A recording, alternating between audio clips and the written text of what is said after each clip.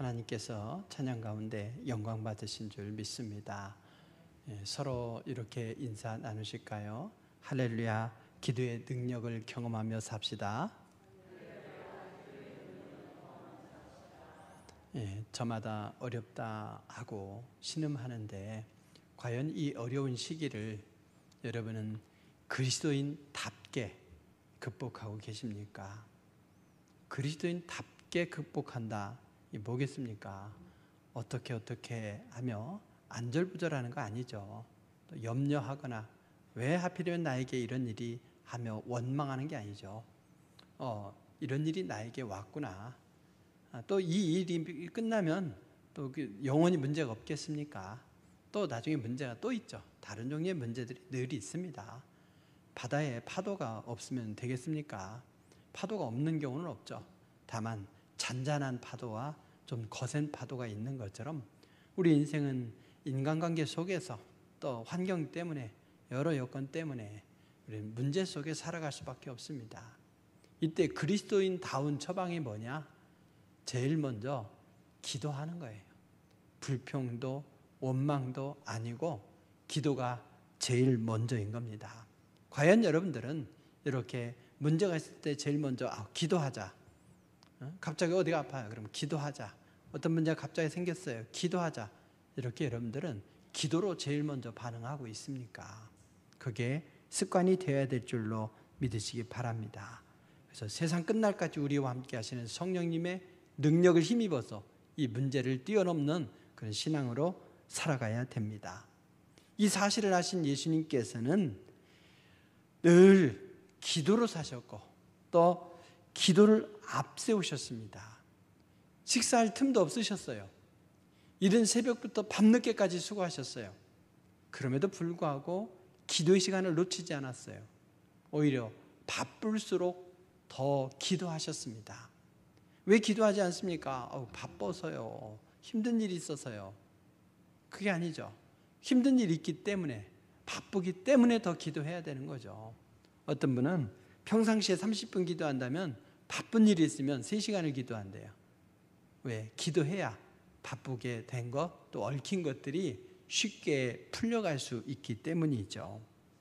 그래서 예수님께서는 늘 기도하셨고 제자들을 세우는 일과 같은 중요한 일이 있을 때는 밤을 새워서 기도하셨습니다.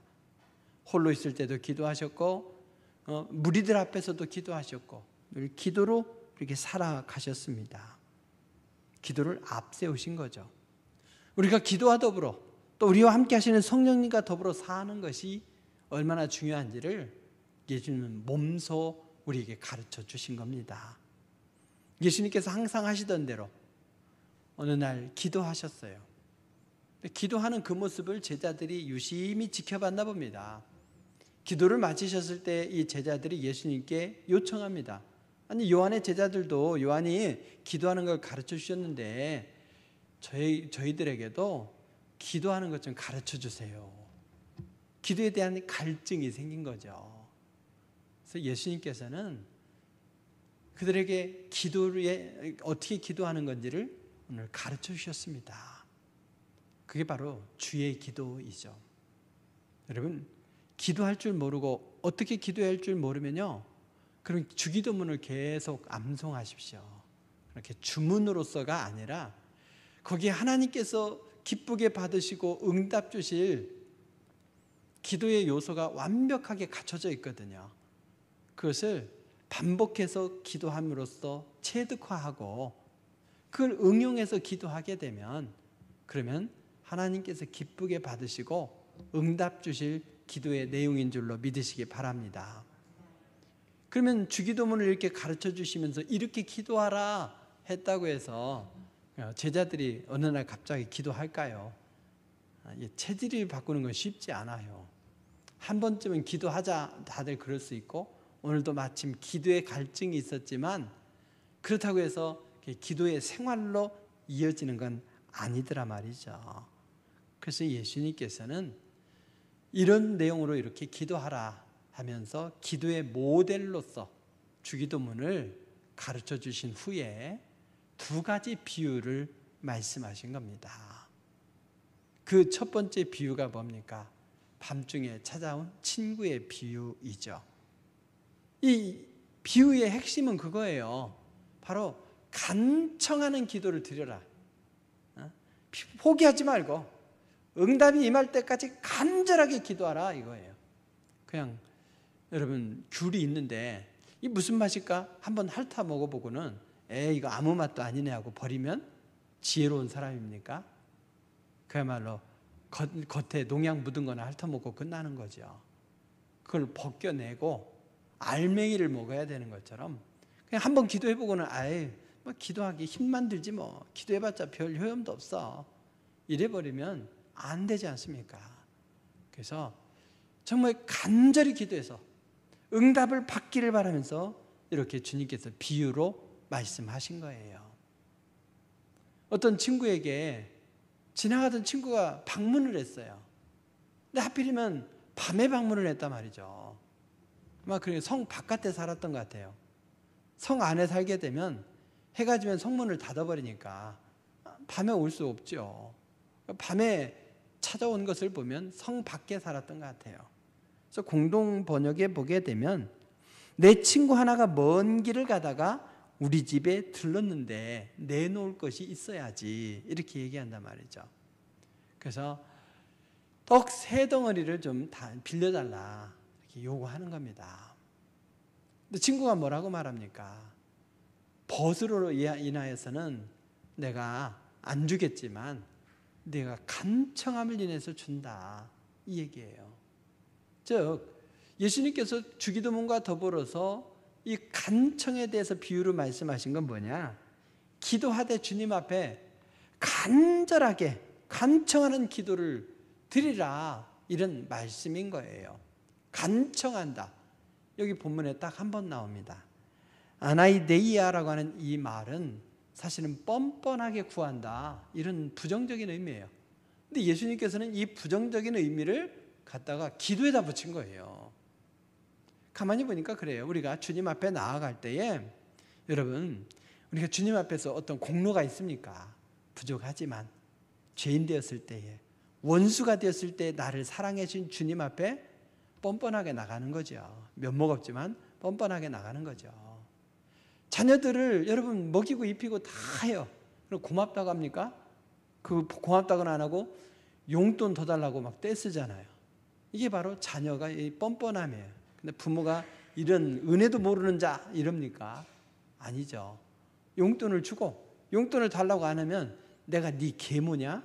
필요할 때 얘기해야지 이러지 않습니까? 이게 부모와 자녀 간의 관계라고 한다면 하나님 앞에서 간청하라. 면목이 없을지라도 정말 뻔뻔할 정도로 부끄러움 없을 정도로 그냥 요구하라 이거예요. 주님이 하나님의 마음을 담아서 설명하시는 거죠. 그래서 내가 주기를 간절히 원하니까 너희는 간청하라, 요구하라 이거예요. 성경에 보면 이렇게 간청하는 기도를 드려서 응답받은 이들이 많이 나옵니다. 대표적으로 야복강 가서 밤이 새도록 씨름하면서 하나님 앞에 기도해서 이스라엘이라는 이름을 부여받지 않습니까? 그 기도 응답을 가지고 형제를 만나죠. 또 아기를 갖지 못했던 한나, 그는 주님의 응답이 임하기까지 오랜 눈물의 기도를 드렸어요. 얼마나 간청하며 기도를 드렸는지 엘리 제사장이 보고 술 취했다. 그래서 성전에서 술 주정하는구나 이렇게 여길 정도였단 말이죠. 그래서 여러분 나의 문제의 해결책은 주님밖에 없습니다. 그래 주님께서 해결해 주셔야 됩니다. 하는 이 마음으로 간절함으로 구하라는 거죠. 구하라. 그래서 예수님은 비유로 그치지 않고 여기에 덧붙여서 비유의 의미는 이거다 해석을 해주셨어요. 뭐냐? 간청한다는 것은 뭐냐? 바로 구하고 찾고 두드리는 것이다. 이렇게 말씀하시는 거죠.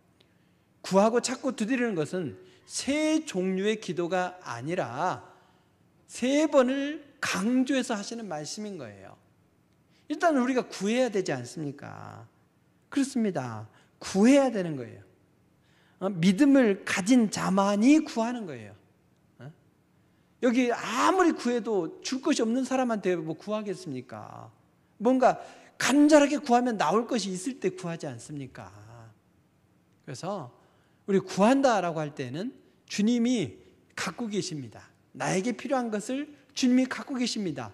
이걸 인정하는 거죠. 그러면서 주님께서 주신 말씀을 근거로 해서 믿음을 가지고 주님 앞에 구하는 거예요. 우리는 문제가 있을 때, 필요가 있을 때 주님 앞에 구해야 됩니다. 구하는 것도 어떻게 구하느냐? 부지런히 구해야 돼요. 게으르면 안 됩니다. 계속해서 주님의 이름으로 구해야 돼요. 너희가 내 이름으로 구하면 시행하리라 하셨으니 그 약속의 말씀을 믿고 주님 앞에 구해야 됩니다.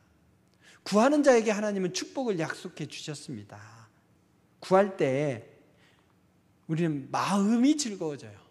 먼저 마음이 즐거워져요. 그리고 하나님의 돌보심을 받습니다. 그리고 하나님의 뜻대로 구하면 하나님께서 반드시 창대하게 하시고 형통하게 하십니다. 복을 받게 하시고 또 소원을 이루어 주시고 또 여호와를 기뻐하며 내 소원을 이루어 주시리라는 것처럼 이렇게 놀라운 응답의 생활을 하게 돼요. 그래서 여러분, 가만히 있어도 하나님께서 주시겠지, 그렇게 생각하지 마십시오. 물론 가만히 있어도 하나님께서 다 주셔요. 공기도 주시고 우리 숨쉬게도 하시고 또 혈관도 돌게 하시고 또 이 안에 있는 신경계통도 다 움직이게 하시고 소화도 되게 하시고 내분기가 잘 돼서 그래서 또 배설도 잘하게 하시잖아요. 배설 잘하는 것도 축복입니다. 구하지 않아도 하나님께서 이미 우리에게 많은 것들을 주시지만 특별하게 우리가 필요를 느낄 때 가만히 있지 마시고 필요를 느끼게 하신 것은 뭐다? 구하라고 하신 거라는 거예요. 누구 이웃의 어떤 필요, 이웃의 문제를 알게 됐을 때 그것은 소문내라? 아니에요. 그리스도인에게는 그것은 구하라 주신 주님의 깨달음인 거예요. 그래서 여러분, 필요를 느낄 때에 또 뭔가 소식을 들었을 때에 이런 때는 구하라는 뜻이구나 이러면서 구하는 여러분 되시길 바랍니다. 구하라는 다음 뭐라고 하셨습니까? 찾으라 하셨죠. 뭘 찾는 거예요? 잃어버렸을 때 찾는 거잖아요. 방바닥에 동전을 흘렸을 때 그것을 찾듯이 내 지갑을 어디다 뒀더라 찾듯이 찾으라는 거예요. 즉 어찌 보면 그건 찾으면 내 거 아닙니까? 당연한 권리라는 거예요. 하나님께서 찾을 수 있도록 해주시는 거예요. 하나님을 향해 찾으면, 그렇게 구체적인 노력을 하게 되면 하나님께서 응답을 주시겠다는 약속입니다. 시편 34편 10절에 보게 되면 젊은 사자는 궁핍하여 줄일지라도 여호와를 찾는 자는 모든 좋은 것에 부족함이 없으리로다 그랬어요. 젊은 사자 얼마나 기운이 넘칩니까? 힘이 넘칩니까? 원하는 것은 다 잡아먹을 수 있어요. 또 혼자 잡습니까? 사자들이 무리를 이루어서 사냥하지 않습니까? 원기왕성한 젊은 사자들이 무리를 이루어서 사냥하는데 무서울 게 뭐가 있겠습니까? 굶주릴 일이 뭐가 있겠습니까? 근데 그렇게 젊은 사자가 굶주리는 상황이 되어도 찾는 자들에게는 하나님께서 넉넉하게 주시겠다고 약속하시는 거예요. 예레미야 29장 12절 13절을 보면 찾는 자에게 주시는 하나님의 마음을 이렇게 표현합니다. 너희가 내게 부르짖으며 내게 와서 기도하면 내가 너희들의 기도를 들을 것이요 너희가 온 마음으로 나를 구하면 나를 찾을 것이요 나를 만나리라. 찾는 자가 찾고 만나고 만나면 인생의 모든 문제가 해결되는 줄로 믿으시기 바랍니다. 인생에 여러 가지 시험이 있습니까? 왜 하필 이런 일이 나에게 있습니까?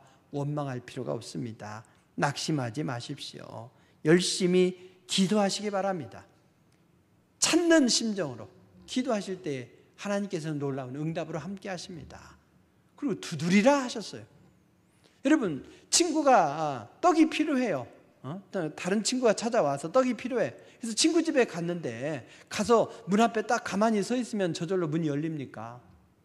가게 앞에 문은 열릴지 모르죠. 거기 자동 문이 있어서. 그러나 여기 문은 그게 아니란 말이에요. 그러면 행동 감지기가 있어가지고 사람이 나타났다 하면서 경보음이 울립니까? 그게 아니죠. 그러면 왔다는 사실을 알리려면 어떻게 해야 됩니까? 가서 두드려야죠. 친구야 하고 뭐 양반이라 같아야 이리 오너라 하지만 여기서 두드리라고 말씀했어요. 구체적으로 구하라는 거죠. 두드려라. 그러면서 나올 때까지 두드리며 인내하라. 포기하지 말고 계속 두드리라. 바로 이런 말씀입니다. 우리가 하늘의 문을 두드려야 돼요. 땅의 문도 두드리지만 하늘의 문을 두드릴 때에 주님께서 응답을 함께 하실 줄로 믿으시기 바랍니다. 간절하게 기도하되 구하고 찾고 두드리라는 이 3중의 강조를 통해서 정말 우리가 끈질기게 간구하는 것이 중요하다, 이걸 말씀하시는 거예요. 누구나 한 번쯤은 구할지 모르지만 그게 아니라 이렇게 끈질기게 구하라 말씀하십니다. 우리 그리스도인이라고 한다면 어려운 일이 있을 때에 더더욱더 끈질기게 간청하는 기도로 승리하는 여러분 되시길 바랍니다. 그렇다면 여러분들 이 말씀을 마치고 바로 결단하며 기도 생활을 하시겠습니까? 그게 쉽지 않아요. 기도를 해야 되겠구나 이러고 나가서는 또 똑같이 사셔요. 변화가 쉽지 않아요. 그래서 제가 설교로 먹고 사는 것 같습니다. 설교할 때마다 변화되면 1년이면 할 게 없어요. 저는 은퇴해야지. 여러분들은 그냥 성인군자로 살고, 말씀을 듣고 행동으로 옮겨야 되겠구나 이런 생각을 하지만 그렇지 못한 거죠. 그래서 주님께서 기도에 대해서 갈증을 느끼고 있는 이 제자들을 보시면서 이렇게 기도해라 주기도문을 알려주셨어요. 그러나 그걸 가지고 제대로 써먹을 줄 모르는 걸 아시고는 간절하게 기도해라, 간구해라 이러셨어요. 그러면서 그렇다고 해서 기도할 수 있는 게 아니라 말이죠. 어떤 사람은 계획도 없이 무대뽀로 살아요. 계획이 있는 것이 지혜로운 삶이죠. 그래서 너는 계획이 다 있구나 그러지 않습니까? 그러나 이런 말도 있어요. 어리석은 사람은 계획만 한다. 뭐냐? 계획했으면 행동으로 옮겨라 이거죠. 칼을 뽑았으면 뭐하라? 호박이라도 찌르라. 그러지 않습니까? 그래서 우리가 기도해야 되겠구나 하며 결단만 하는 것이 중요한 것이 아니고 기도의 계획을 세우는 것이 중요한 게 아니에요. 계획 세우는 건 다 초등학교 다니면서 방학을 맞이하면서 다 해봤잖아요. 그리고 안 지키고, 그리고 개학하기 2, 3일 전에 다 숙제하느라고 바쁘고, 그것으로 다 종료하시고, 여러분들 뭘 해야 되느냐? 기도를 하십시오. 5분 하던 분은 10분 하시고 10분 하던 분은 20분 하시고 이렇게 하면서 변화를 도모해 보시기 바랍니다. 기도로 살아오신 분은 계속 기도하겠죠. 근데 또 뭐 안수집사로, 권사로, 장로로 이렇게 세움 받을 때 기도로 살아야지 하며 처음에 왕성하게 기도를 시작했던 분들이 새벽에 안 보이는 분들 많아요. 어느 순간 기도의 끈을 놓친 거죠. 또 기도하지 않던 분은 기도는 좋은 거구나 이러고 마칠 거 아닙니까?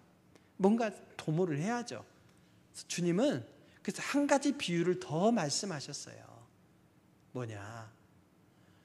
기도하면 이런 유익이 있단다. 그 확실한 응답의 유익을 보장해 주시는 거예요. 여러분 혹시 국민 지원금 필요 없어 하고 안 받으신 분 계신가요? 필요 없어 하고 안 받으신 분, 상위 12%가 돼서 못 받으신 분들은 계시죠? 그분들도 나 상위 12%니까 안 받아야지가 아니고 경기도에 사시는 걸 감사하면서 다음에 청구할 때 얼른 청구해야지 그런 마음이 있을 거예요. 번거로워요.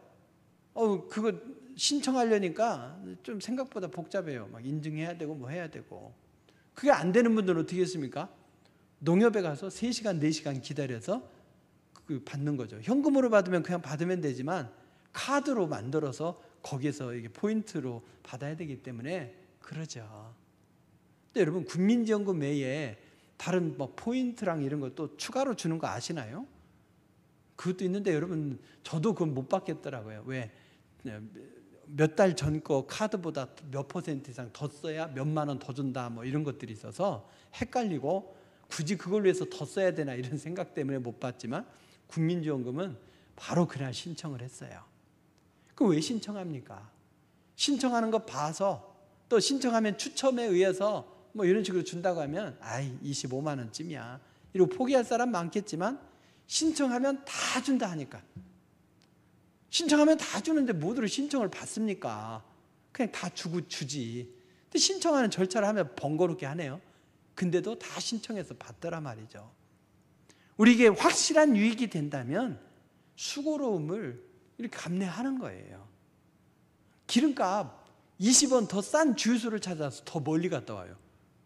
거기까지 갔다 오는 기름값이면 또 그게 그거 같은데도 또 가요. 이득이 되면 움직인단 말이죠. 그래서 주님께서 이런 이득이 있다, 이걸 또 다른 비유를 통해서 말씀하십니다. 구하는 아들과 주는 아버지의 비유이죠. 악한 아버지도 자식에게 좋은 거 줄 줄 알지 않느냐. 그러니까 구하라 이거예요. 왜 구하지 않는가? 기도의 필요성을 알면서도 왜 기도하지 않는가? 신음하고 또 불평과 원망 속에서도 왜 기도하지 않는가? 하나님께서 주실 것을 믿지 못하기 때문이에요. 기도하는 수고는 하는데 거기에 따라서 열매가 있을까? 의심이 드는 거죠. 결국요, 기도하지 않고 믿음 좋다? 이건 없어요. 왜? 기도하지 않는 것은 하나님을 믿지 못하니까 기도하지 못하는 거예요. 신뢰하지 못하니까. 믿는 구석이 뭐가 있어야 비비든지 부탁하든지 하는 거 아니겠습니까? 여러분 국회의원 되고 싶습니까? 저한테 부탁하세요. 그럼 제가 도움이 될까요? 안 되죠. 제가 뭔 도움이 되겠어요. 그러니까 저한테 부탁도 안 해요.